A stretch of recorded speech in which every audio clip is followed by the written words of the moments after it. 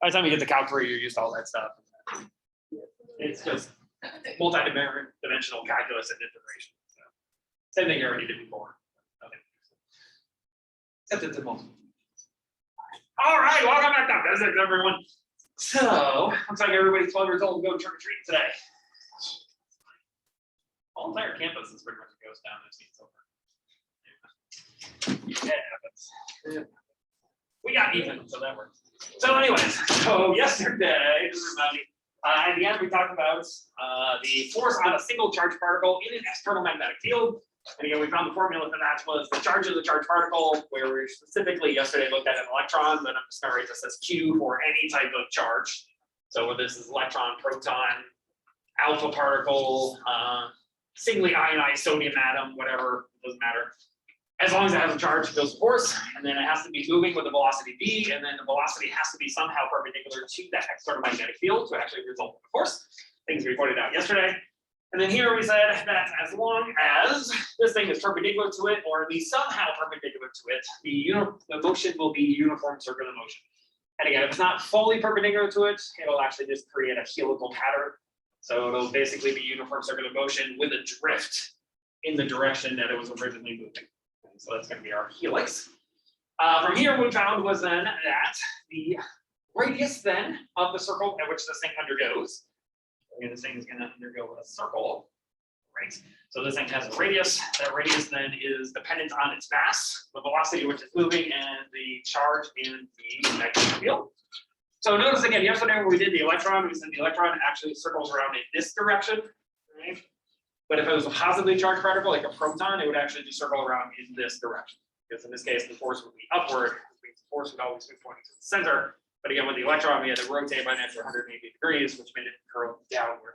But they're both going to curve in a circle. From there, we looked at the period. So we said the period was then 2 pi times the mass divided by the charge times the magnetic field. And then finally, the frequency, which again is what we call the cyclotron frequency, is then equal to the charge times the magnetic field divided then by 2 pi times the mass. So this is what we call the cyclotron frequency. We'll talk a little bit more about these things. So the first thing I want to do is let's do another example. So this says we have a proton moves through a uniform magnetic field where that magnetic field is given in unit vector notation as being 10 milliteslas in the I hat direction, 20 milliteslas in the negative j hat direction, and then 30 milliteslas in the k hat direction. At a time t1, the proton has a velocity of vx in the I hat direction, vy in the j hat direction, and then 2 kilometers per second in the k hat direction. And we find that at that moment, the force on the charged particle is 4 times 10 to the minus 17 in the I hat direction, newtons, and then 2 times 10 to the minus 17 in the j hat direction, newtons. So what I want to know then is at this moment, there we go, I can speak. At this moment in time, what is the components of the velocity that are untold? So what's the x portion of the velocity and what's the y portion of the velocity? So this is what we're going to use that cross product that we wrote down yesterday, the general sense of the cross product, to do this particular problem. So, I already wrote down all the quantities there, just in case you didn't get them all scribbled down. They're all here. So these are all of the quantities again that we know. So from here, we then have to look at the force, use the force then using the cross product to then determine exactly what these velocities are going to be. So, as we wrote down yesterday, what we said is that we had 2 vectors. So we had vector A crossed then by vector B. This then manifested itself as a vector C, where C then was equal to Cx in the I hat direction, plus Cy in the j hat direction, plus Cz in the k hat direction, where Cx was then equal to Ay times Bz minus then Az times By. Cy then was equal to, that's why this is then going to be Az times Bx minus then Ax times Bz, and then finally Cz was then equal to Ax By minus then Ay times Bx. Okay. So these are the components of that particular cross product. So in this case, following this basis first off of the force expression we wrote, where F B was then equal to Q times B cross B. In this case, F is equal to C, A is equal to Q times B, and then finally B is equal to B. Right? So in this case, we can simply read off what each one of these corresponding components are. So in this case, the X component of A is then simply going to be Q times the X component of B, and then it's M. Okay with us? So again, just simply matching our terms together, we have then is that A vector is equal to Q times B, B vector is still equal to B vector, and then finally C vector is equal to F of B. So just matching these two expressions together. So from here, what we can do then is we can go and look at each one of these different components, and then look at the components of the force to then compare that to the components of the velocity in the magnetic field to then determine the components of the velocity. Are we okay with this? So let's go ahead and do that. So from this, what I learned then is that what the X component of the force then must then be equal to what? The charge times the velocity, its Y components, times the Z components of the magnetic field, minus then the charge times the velocity in the Z direction, times then the Y component of the magnetic field. The force Y component then is going to be equal to the Q times the Z components of the velocity times then the X component of the magnetic field, minus then the charge times the X component of the velocity times the Z components of the magnetic field. And then finally, the Z components of the force is then going to be equal to the charge times the Y component of the velocity, X component of the velocity, times the Y component of the magnetic field, minus the charge times the Y component of the velocity times the X component of the magnetic field. So basically what I get then is what? 3 equations with 3 unknowns. Because I know all 3 of these, I know all 3 of the magnetic fields, which means that I now have 3 equations with 3 unknowns. But I actually don't have 3 unknowns. I actually only have 2 unknowns because I do know the Z component of the velocity because I'm only looking for the X component and the Y component, which means technically I have 3 equations with 2 unknowns, so I have too much information. So from here, what I can do is I can start looking at what I know about the force versus what I know about the velocity. So for example, we're told that the Z component of the force is simply equal to 0. So I can use this expression here to then get a relationship between the X component and the Y component of the velocity. Then from one of these 2 expressions, I can then get the X component of the velocity in terms of the Z component, which I know, or I can get the Y component in terms of the Z component, which I know. So once I use one of these 2, I can then find, say, again, the Y component, use that Y component into here to then get the X component because I know all this is simply equal to 0. Okay with us? Good. So let's do that. So let's use the fact that, again, our Z component of the force is equal to 0. So this expression then, I'm going to cancel out those charges. I'm going to get that Vx times Vy minus then Vy times Vx is equal to 0. Which means, for example, Vx then must be equal to Vy times then the ratio of the 2 magnetic fields. So I guess the ratio then of the X component of the magnetic field to the Y component of the magnetic field. Okay? So look, so now once I know what Vy is, I can easily solve for what Vx is. So since I'm looking for Vy, let's go ahead and use this expression here to then find Vy. So let's do that. So from here, if I'm using that first expression, all I'm going to do is what? Add this term to this side and then divide everything by Q. So let's go ahead and do that. So finally what I get then is I'm going to get Fx divided by QB, which means that Vy, plus V must all then be equal to Vy.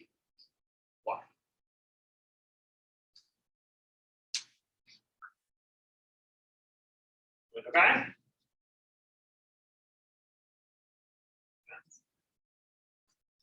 Cool. Plugging on my numbers, what I get in this case then is, well, that's what. So this thing works out to be, oh, sorry, I canceled the term, I should have canceled it. So there's the Vy, Vz, sorry, so this should be a Vz divided by Vy, there we go, is equal to Vx. So plugging my numbers, what I find in this case then is that, sorry, this should be Y. Vy is then equal to 7 kilometers per second. That's 2. Plug that back into the original expression where I had that then Bx was equal to By times the ratio of Bx over By. Plug that guy in, what I find in this case then is this works out to be minus 3,500 kilometers per second. So by the negative comes from the fact that, again, if I go back to my magnetic field, the y component was negative, but the x component is positive, so that's where that negative sign comes from. That ratio. Okay. So not too bad. Standard multiple systems of equations. Okay. What's up, first? First, you put f of x over qby plus bz equals vy. Where'd you get the bz over vy? The bz over vy. You mean from this one? No, on that next page. The next page. At first, you just wrote the bz. Oh, because I forgot. So, because I didn't transfer appropriately. So in this case, I forgot the bz here. I thought it was a by. So when I canceled that by, I canceled that by. But then I realized that I couldn't read my own handwriting, so that was actually bz divided by by. So yeah, sorry about that. What happens when you go too fast? Always okay? Not too bad. So let's talk about some other applications of all this stuff and see how these things come into play. So one example that all this stuff comes into play in is in the aurora borealis. Everybody know what the aurora borealis is? Yeah, hopefully. So just to remind you, the aurora borealis, also known as the northern lights, are those beautiful, pretty lights that we get to see that do this. So what is the aurora borealis? What the aurora borealis is remember a long time we did with a particle where we said that the problem had the Earth shielded by the Earth's magnetic field, then is shielding it from all the stuff that comes from the sun, which is what we call the solar winds. So a long time ago, what we said was what? So again, we had the promenades breaking on the sun. So again, here's my sun. Here's then the Earth. Here's the Earth's magnetic field, basically doing something like this. Again, we're going to send from these promenades that break out through the sun, charged particles, which are then going to move towards the Earth. What happens is, as these charged particles move towards the Earth, they come coming in from this direction, what happens is by the time they hit the Earth's magnetic field, their velocity is going to be somehow perpendicular to the direction of the magnetic field. So it's not going to be directly parallel to it. It's not going to be directly perpendicular, but it's going to come in at some sort of angle. So what happens then is we now know that they're going to feel force. That force is then going to cause them to create circles around the external magnetic field, which means that these charged particles then are going to start to spiral around the Earth's magnetic field. Okay, so it's going to create a helix. So it's going to ride along the direction of the Earth's magnetic field. As it does that, it then gives off radiation, where that radiation is in the form of this cyclotron frequency. So basically what's happening is it's radiating away energy, where that energy is in the same energy range as the cyclotron frequency. Now, why this is important is because as the particle goes closer and closer and closer to the poles, what happens to the density of the magnetic field lines near the pole? Are they going to increase density or decrease density? Increase density. As it increases density, remember we talked about before, our field line is a representation of how strong the magnetic field is, which means if I increase the density, I then increase the magnetic field of the Earth. Which means as it gets closer and closer to the Earth, at least to the poles of the Earth, the strength of the magnetic field gets stronger, which means two things happen. Number one, the radius at which it's moving gets smaller, because this thing is getting bigger, which means that this thing is getting smaller, so the radius at which it's moving around starts getting tighter and tighter and tighter. The period at which it's moving also gets smaller and smaller and smaller, which means the frequency gets higher and higher and higher, which means the energy at which it's running off gets higher and higher and higher and higher. So as these charged particles are spiraling around the Earth's magnetic field, it then starts to get higher and higher and higher energy, which is given off, which then ionizes the air around it. As the ionization of the air around it, which then causes the electron to be stripped off of the air and then recombined back onto the air around it, gives off light. And that light that we see is the aurora borealis. So the aurora borealis is completely described by everything we have just looked All it is simply is charged particles coming from space, mostly from the sun, which then spiral around the Earth's magnetic field, riding along the direction of the magnetic field. So these lines in these all directions that you're seeing is actually what the Earth's magnetic field is actually doing.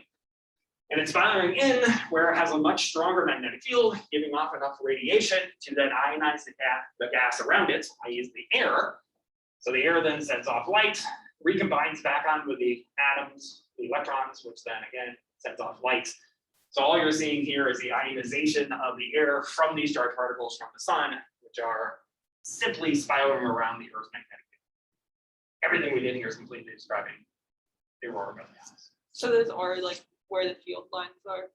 R, no. So R is the radius of the circle around the magnetic field. The stripe of light is that where the field lines That's where the are? magnetic field line is, correct. Yeah. So everything around here, so this is actually the field line itself. Exactly. And then you see the particles spiraling around that field line. Okay.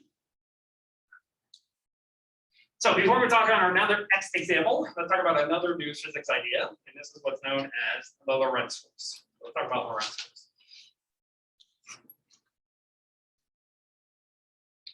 So the Lorentz Force says is that if I have both an electric field and a magnetic field, what happens then is that the total force on the charged particle must be a combination of these two forces. So here, this is what's known as the Lorentz force that is equal to the electric force on the charged particle plus then the magnetic force on the charged particle. Now remember that the electric force is simply equal to the charge times the electric field, which means that this becomes then the charge times then the electric field plus the velocity crossed by the external magnetic field. So this is the total force, which is also what's known as the Lorentz force. So this is the total amount of force that a charged particle would feel if it was in the presence of both an electric field and a magnetic field. Now we can use this to our advantage and create something which is what's known as a velocity selector. Let's talk about velocity selectors. So what's a velocity selector? So a velocity selector is our old friend, the parallel plate capacitor. We love parallel plate capacitors. So what do we do in this case? What's up? Can I see that last slide? Sure. So what do we do? So in a parallel plate capacitor, of course, we're going to charge one of the plates and make the other plate oppositely charged, which means we're going to create an electric field in between the plates, which then has a constant electric field. So let's say I'm going to positively charge this one, negatively charge this one, which then is going to create an electric field on the interior. So then what I want to do is set up a magnetic field perpendicular to this electric field. So what I'm going to do is cross this guy by a magnetic field, where again, that magnetic field is perpendicular to the direction of the electric field. So this is my magnetic field. Well, why is this important? Well, this is important because let's say if I take a charged particle, and say this guy's a charged particle, charge Q, and I'm going to send this in between my plates with a velocity of v, what's going to happen? What's going to happen is by the time it gets inside of the plates, let's say I'm now looking at this guy here, still moving in this direction with my velocity v. What's going to happen? Well, we know that what? The electric field is going to create an electric force on this guy. And let's say this guy is a positively charged particle, so it's going to cause it to move downwards. So in this case, if this guy is a positive charge, this thing then is going to feel an electric force, which then points downward towards the negative plates in the same direction as the electric field. But simultaneously, since this guy is a charged particle moving in an external magnetic field perpendicular to the direction of the external magnetic field, it's also going to feel a magnetic force. What's the direction of the magnetic force? Well, here we put our fingers in the direction of the velocity, curl towards the external magnetic field, which is into the page. I got to rotate my palm into the page, curl towards the external magnetic field, which means my thumb points upward, which means the direction of the magnetic force is opposite to the direction then of the electric force. So this is kind of interesting. So what this will do then is why it's called the velocity selector. What I can do then is I can actually tune the magnitude of the magnetic field versus that of the electric field to select particular velocities to allow to go through this region undeflected. Because what I can have then is that the electric force is exactly equal and opposite to the magnetic force, which means I can send this particle through with zero amount of force on it. So in this case, what's going to happen then is that the sum of the forces, let's call that the y direction is upward, is going to be equal to 0, which means then that that's my magnetic force minus my electric force must be equal to 0. So in this case, I'm going to get a QVB minus then a QE is equal to 0. I notice here I dropped the sign term, and the sign term is 0 because in this case velocity is this way. This way, magnetic field is this way, which means the angle between the two is 90 degrees, so sine of 90 is 1. Which means then that the velocity then is going to be equal to, so the charges are going to cancel. So the velocity then is going to be equal to what? The ratio of the magnitude of the electric field to the magnitude of the magnetic field. So this is the velocity or particle that is undeflected.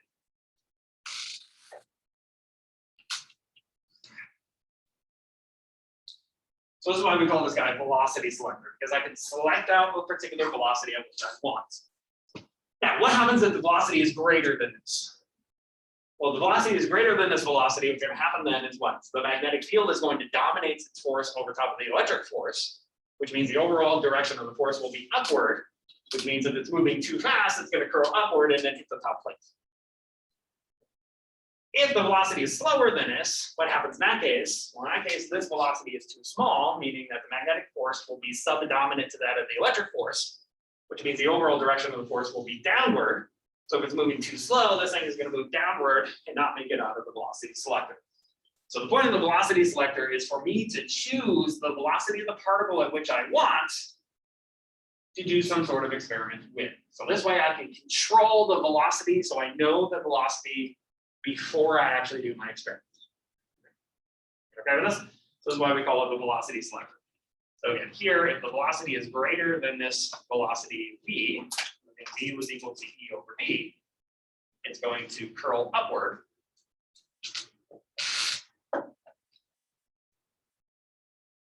And not make it. If the velocity is less than this velocity v, which was equal to e over b, in this case, it's going to curl downward and not make it.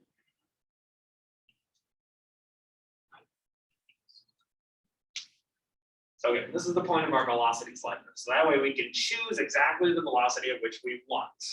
Okay? Now, what would happen if this was a negative charge instead of a positive charge?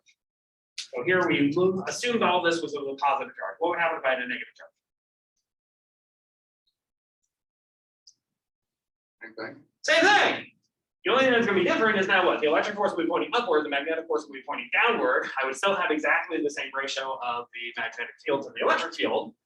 And the only other thing that's going to happen is because those two forces switch, if it was negative, this thing's going to curl downward. And if it's negative, this one's going to curl upward. That's the only difference. But ultimately, exactly the same thing happens. Now, why is this guy useful? Well, this guy is useful for things like mass spectrometry.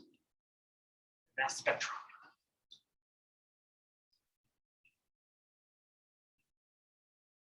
So for my chemistry students in here, this is what a mass spec does. Okay, so how does a mass spec work? So what a mass spec does is that you take a region of magnetic field. So let's say inside of here, I'm going to put some magnetic field, say pointing into the port in this case. So here's my magnetic field, I have a uniform magnetic field.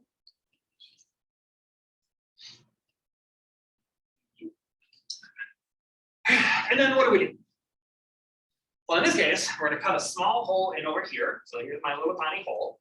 And what you're going to do is you're going to send charged particles inside of this little tiny hole here. So what you need to do is take a positive charge particle, for example, give it some velocity v, and then send it inside of this external magnetic field. So what's going to happen? Well, if it moves inside of this external magnetic field, again, the velocity is perpendicular to the magnetic field. So in that case, it's going to feel a force upward. So it's going to move inward and then curl around and then hit somewhere over here. So the overall path is this thing is going to do that. Okay. Now, what does this allow me to do? What this allows me to do is, well, I'm going to set up this wall here with a whole bunch of different detectors. So these are my detectors. And what I'm going to do is I'm going to look at which one of these detectors does the charged particle hit. And then I'm going to measure the distance from where it hit to where it entered. And let's call this my diameter d. So from this, I can then determine what's the radius that this thing actually was bent at. So from the diameter, I'm going to get this distance here, which is then the radius. So what I can measure then from this is the radius, which allows me then to determine what is the mass of this charged particle. So the way this works is, again, on the inside, what we know is that the sum of the forces is going to be equal to, this is centripetal motion, so it's going to be NV squared over R.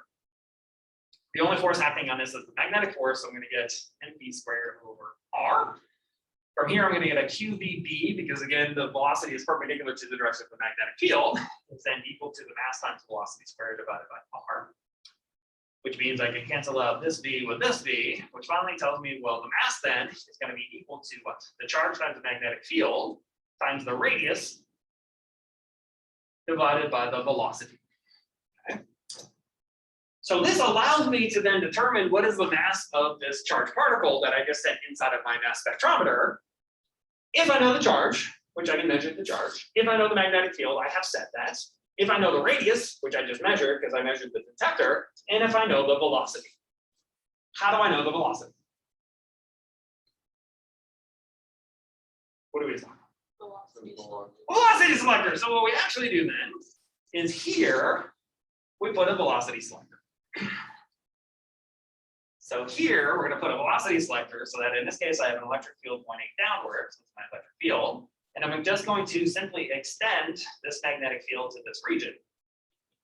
So this is the same magnetic field B here, so that way I can determine exactly what the velocity is.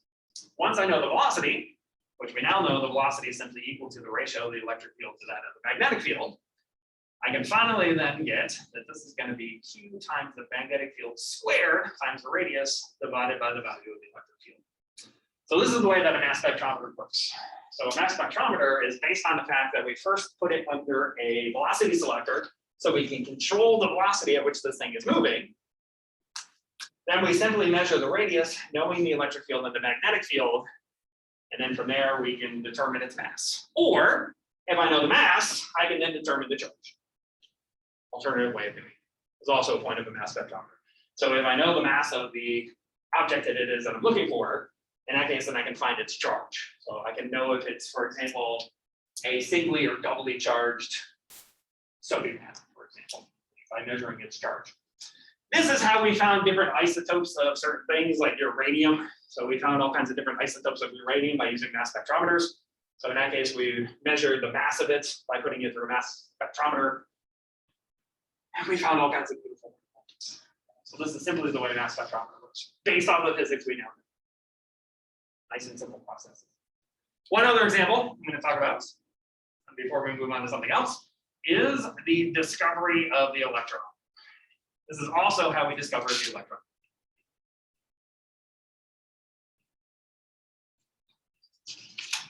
Discovery of the electron. So the discovery of the electron happened in 1897 by J.J. Thomson. So in 1897, J.J. Thomson discovered the electron. So how did he do this? Well, what he did is he did all these things we've been talking about, but he used what's known again as that cathode rays. So this is actually the experiment of which he had set up. So basically what he did is he took that cathode that we've seen before, that I brought in before, which has a positive charge, negative charge on one side, huge potential difference, ionizes the gas, which then causes the gas to accelerate through. But simultaneously on here, not only did he have that, but he also has these guys to then set up a velocity selector. So he's going to simultaneously set up a velocity selector so he knows what the velocity of the particles are. Then, being this inside of the external presence of an external magnetic field, he can then measure the radius at which these particles are then curving to then get what's known as the mass to charge ratio. So basically all he's doing is the same thing we just talked about on the previous page. He's just basically looking at this guy, which is the charge to mass ratio. So what he can find then is he can isolate the fact that we have something called an electron, and then he can measure then the charge to its mass ratio. So if I simply just kind of blindly copy what all this stuff said. So in this case, what you can find is that the charge of the electron compared to the mass of the electron is then equal to the electric field divided by the magnetic field squared times the radius. So if he measures the radius here, and the electric field at which you put it in, as well as the magnetic field, you can then get what's known as this charge to mass ratio. So this is what he did, and what he found was that the charge to mass ratio worked out to be about 1.76 times 10 to the 11th coulombs per kilogram. So this was the charge to mass ratio of the electron. So what this says then is, well, if I know the mass of the electron, then I can find the charge of the electron, or if I know the electron's charge, I can then find the mass of the electron. So to know which one I have, or at least to find the other one, I need to know the other one. So how did we find the other one? Well, what we actually did is we then found the charge of the electron. And we did that by using what's known as the Millikin oil drop experiment.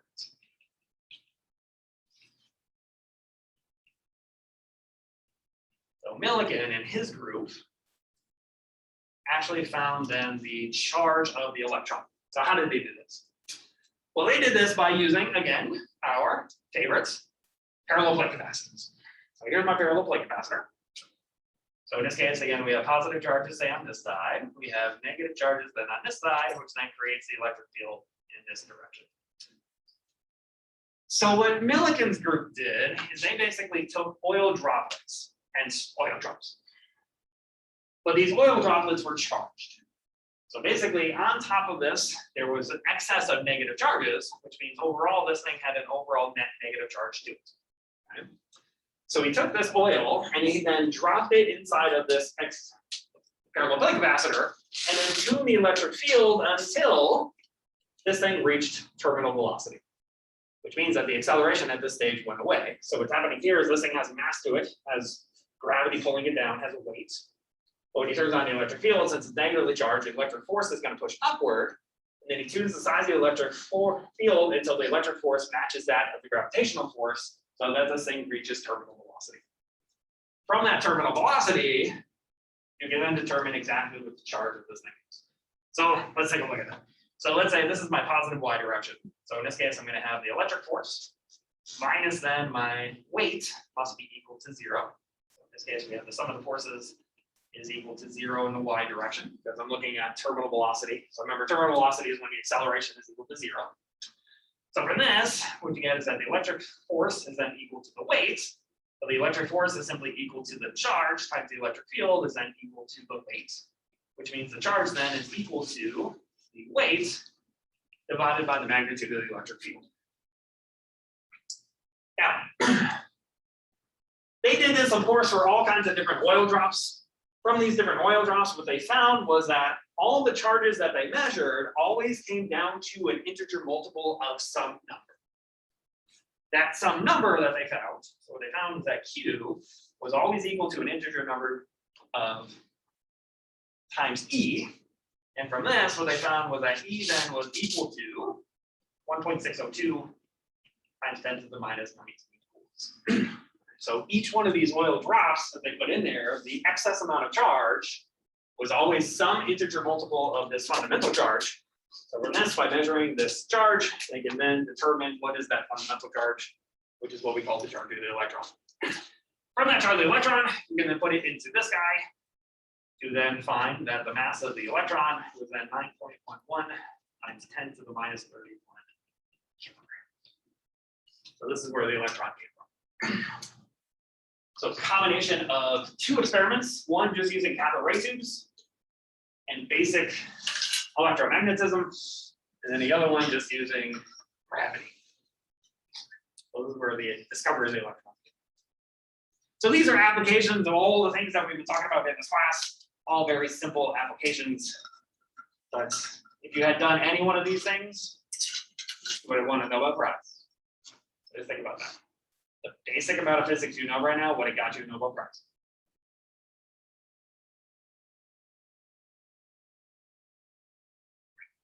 So next thing we're talking about is what happens if I have a loop of wire in an external bead field. So let's take a loop of wire, and let's put this guy into some sort of external magnetic field, and let's see what happens. So for funsies, let's say here's my loop of wire. I'm going to make it rectangular just to make it a little bit easier to deal with. So I'm going to call this side length A, B, and B. And I'm going to put that into a magnetic field. The magnetic field is perpendicular kind of to the wire. So let's say here is my magnetic field. So this is from the front view. Let's draw a side view. So the side view, what I mean in this case is here's my magnetic field. Let's say it's going in this direction. So this is my magnetic field. And then in this case, my wire is going to do something like this. So this is from the side. So this is side length A here, but it's oriented at an angle relative to the magnetic field, where this is my angle of theta. Okay. So in this case, my eye is looking at it from this direction. So this view here is this, looking at it that way. Okay. Now what I'm going to do in this case then is run current through my system. So let's say I have current running, and I'm going to run current in this direction. So my current then is going to go in the counterclockwise direction. So this is my current.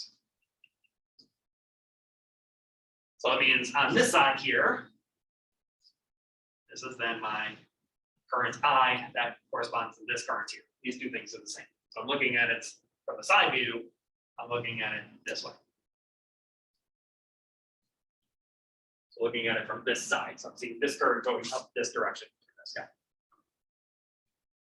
So let's talk about all the forces that this thing is going to have. So what I have then is a constant external magnetic field with a straight wire running current through it, which we know then carries a force. Right? So each one of these wires then is going to feel a force.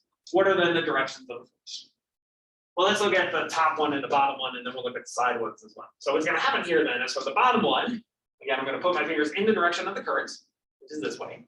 Curl towards the direction of the external magnetic field, which is outwards. I got to rotate my palm outward. Curl towards the external magnetic field. My thumb points in the direction of force, which means on this one, my force then is going to be downward. So I'm going to call that F bottom. Simultaneously on the top, in this case, my current is running this way. My external magnetic field is out, so again, I got to rotate my palms over the external magnetic field, curl towards the external magnetic field, my thumb points upward, which means the force on the top one will be in this direction. Call that force top. Look at the right-hand side. From the right-hand side, what happens in this case then is my current goes this way. External magnetic field is that way, so I got to rotate my palm outward, curl towards the external magnetic field. My thumb points in this direction, which means the force on the right will then be in this direction. Call that force right. Finally, for the left one, again, current is going downward. External magnetic field is out, so I got to curl my hand this way. Curl towards the external magnetic field. My thumb points in the direction of the force, which means force left is going to be this way. Now, what's true about the force on this wire magnitude versus the force on this wire magnitude? They're equal, right? Because I know the lengths are equal. They both have length B. Magnetic fields are equal because it's a uniform constant magnetic field. They have the same current because it's a closed loop, so the current has to be the same, which means the force here is the same as the force here, which means what's the sum of those two forces? 0. Here, how does the force on this side compare to the force on this side? They're the same, opposite directions, which means the vector sum of those two again is going to be 0. So ultimately what's going to happen is this thing is going to feel no force. So the net force acting on this object, which is equal to the sum of the forces, is simply equal to 0. This thing feels no force. So here's my loop. So what happens then is this thing is being pulled in this direction, it's being pulled in this direction, but it's being pulled in this direction equally to what is being pulled in this direction, which means there's no force. This thing is not accelerating. It's not moving this way, or this way, or this way, or this way. It's simply sitting there. Well, what does happen to it? Wants to twist. Wants to twist, exactly. So it is going to feel a torque. So let's talk about the torque. So let's talk about the torque. So what's going to happen with the torque? So let's talk about the side view design. So the side view, what I know is, well, again, my current is running this way. So that means on this portion up here, my current is going into the board. So up here, my current will be going inward. And then down here, my current is going to be going outward. So what's going to happen? So here, I would put my fingers in the direction of the current, which is this way, curl towards the external magnetic field, which is this way, which means my thumb would then point up here. So that means the force on this guy, on the top portion, that I drew in green before, actually points this way. So this is the force on the top. For the bottom one, I put my fingers in the direction of the current, which is this way, curl towards the external magnetic field, which is this way. So I curl up like that, which means my force is actually straight downward. So for this one, my force is in this direction, completely straight. So that means is if my magnetic field points this way, this thing is feeling a force directly straight upward. This one is feeling a force directly straight downward, which, as Tim said, it wants to twist. So it's actually going to feel a torque and rotate itself to align itself this way with the external magnetic field. So what's going to happen then is that the face of this guy will be perpendicular to the direction of the magnetic field. This is what's going to happen. So let's talk about the net torque then. So my net torque then is then going to be equal to, well, the torque from the top plus then the torque from the bottom. Right, these guys as vectors. Now, just to remind ourselves, the magnitude of the torque is then equal to the magnitude of the momentum arm times the magnitude of the force times sine of the angle between the two.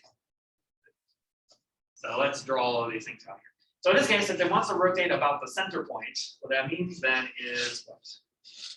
This distance from here to here is going to be my r vector, which I'm going to extend off in this direction here. So it's my r vector.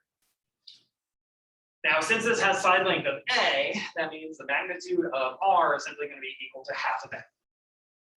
Remember, this side length here is a, so this is at the midway point, so that's going to be half of it. This angle here is the same as technically this angle. Actually, no. Let me call that a different angle. Let me call that angle phi. Just call that. Let's call that the angle phi. Right. Same thing down here. My r vector then would point in this direction, so this would be the same angle phi here as it was up there. So this cosine angle here is the same one as it is here. Again, this is going to be magnitude of a. So notice in this case, I would point my fingers in the direction of r, curl towards f. So my torque on this one would be in this direction. R would be in this case, force would be this way, so the torque would be in this direction, so the two torques are in the same direction. So that means then that the total torque for this guy is going to be equal then to a divided by 2 times the force, which is force top, times sine of phi, plus a divided by 2 times f bottom times sine of phi, which you guys already told me that f top and f bottom are the same. So this guy is just going to be equal to a times f top times sine of phi, because we're using that f top is equal to f bottom. Okay? But again, I get 2 of these guys, so that's 1 to 1/2 one. Now, what's f top? Well, we know f top is from f of b, so we know f top then is going to be equal to the current I times the length, where the length in this case is simply equal to the side length b, times the magnetic field times sine of the angle between the two. So we call that a different angle alpha. What's the angle in this case? Well, in this case, the current is running what? This way. The magnetic field is this way. What's the angle between those two things? 90 degrees. So in this case, alpha is simply equal to 90 degrees. So this is going to be simply IBB.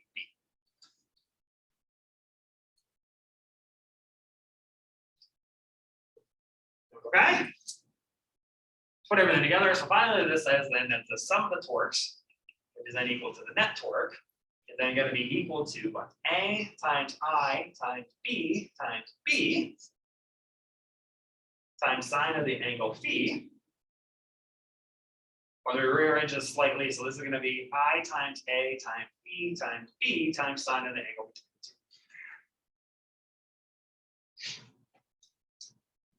two. Okay? I times A times B. Well, first of all, what is A times B? So if I go back to my picture, what's A times B? Area. So this is actually the same thing then as, let's finish it off, it's going to be I times the area times the magnetic field times sine of the angle between the two. This first portion here, I times A, gets a special name. And this is what we call the magnetic dipole moment.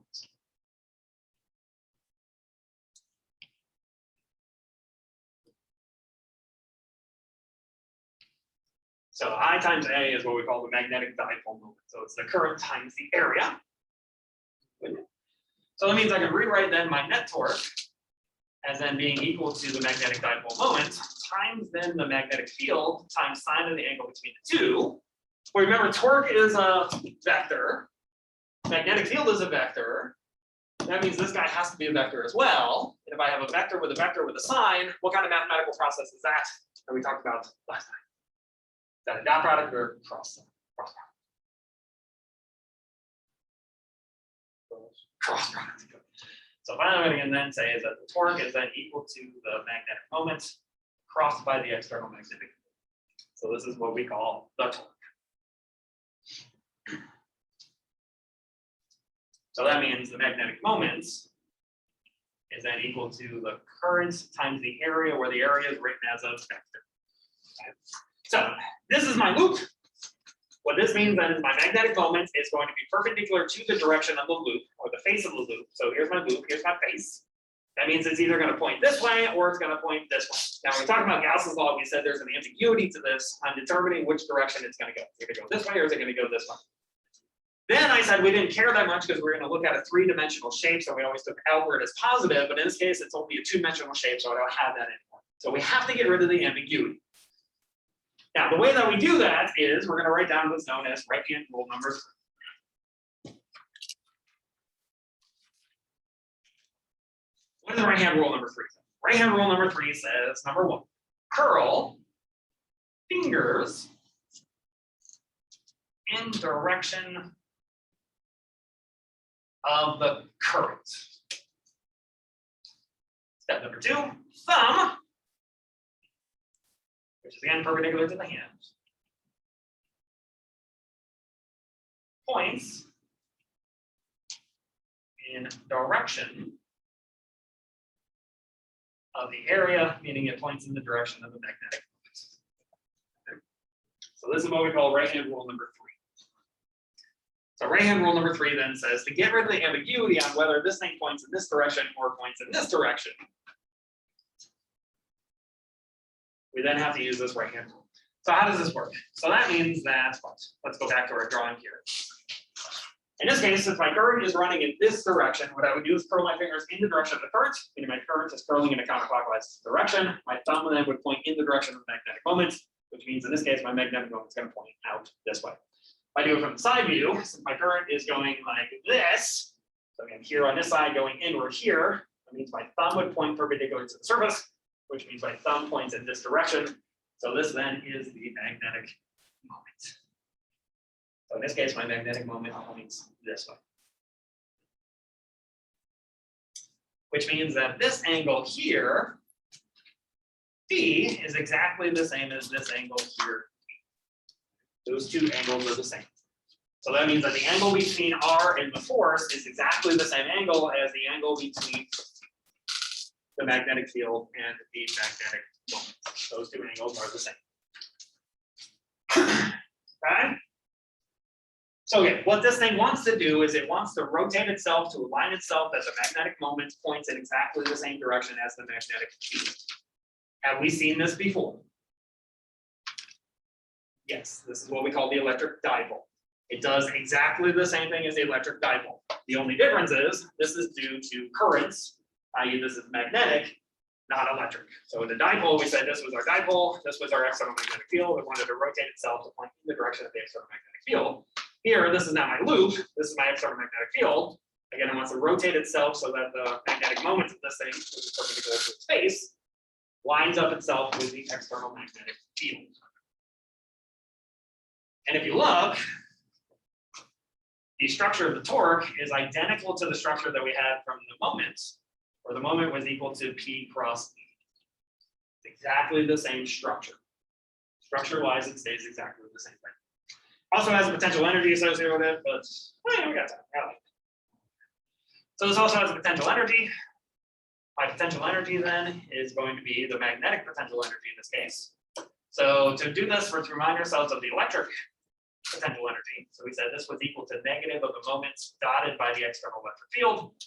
Since the torque has exactly the same structure, we would suppose then that the potential energy also has exactly the same structure.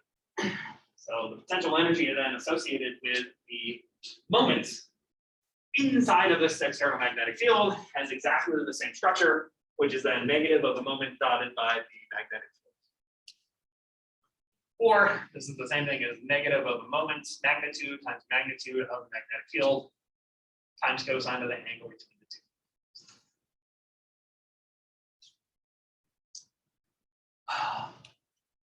I'll leave it there. So Monday, we'll do a couple examples of this.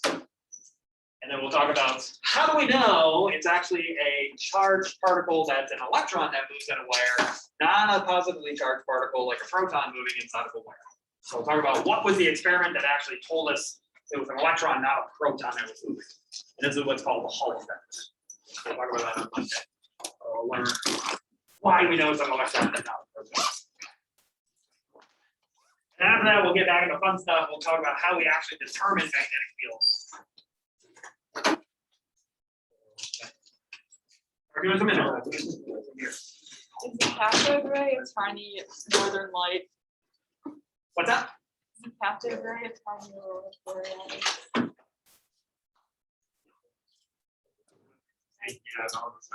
Oh, cathode ray tube? Oh, basically, yeah. Thanks for that recording. Oh, no problem. Yeah. That was a mess. I can imagine. I had to buy a whole new system. What was that? I had to buy a whole new system. Oh, gee. Okay. Yeah. Gotcha.